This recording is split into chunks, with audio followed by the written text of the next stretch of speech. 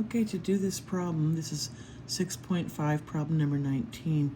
You're given angle A is 110, side A is 28, side B is 15.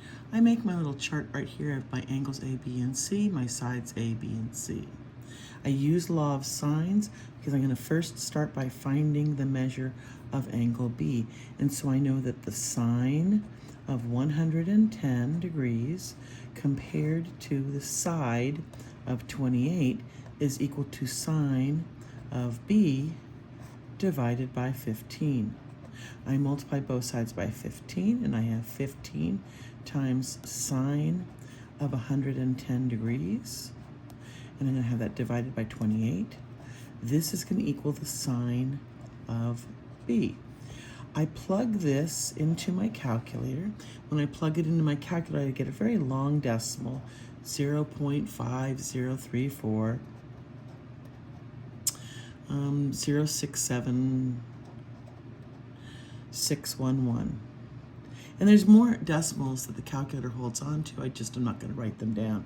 And this is going to equal sine of B.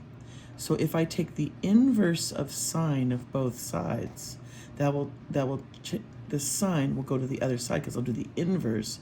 So that's sine inverse.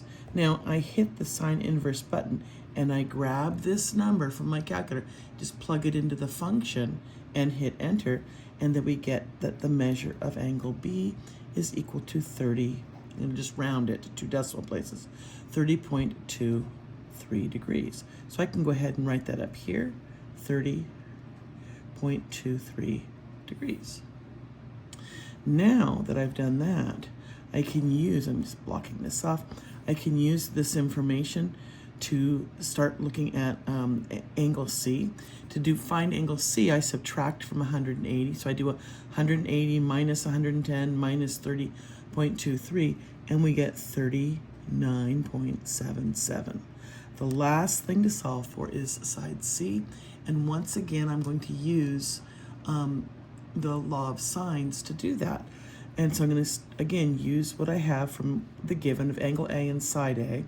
And I'm going to say side of 28 compared to the sine of that angle A, 110, is equal to the side I don't know, C, compared to the sine of angle C, which is 39.77. I'm going to multiply both sides of the equation by sine of 39.77, and I'm going to get 28 times sine of 39.77, and I'm going to divide that by the sine of 110, and that will equal the side of C. We plug this into our calculator, and we get an answer of, and I'm going to, again, round this to just 2 decimal places because it's got a lot more than 2 decimal places, and the answer is 19.06. So up here I write the answer of 19.06, and the triangle has been solved.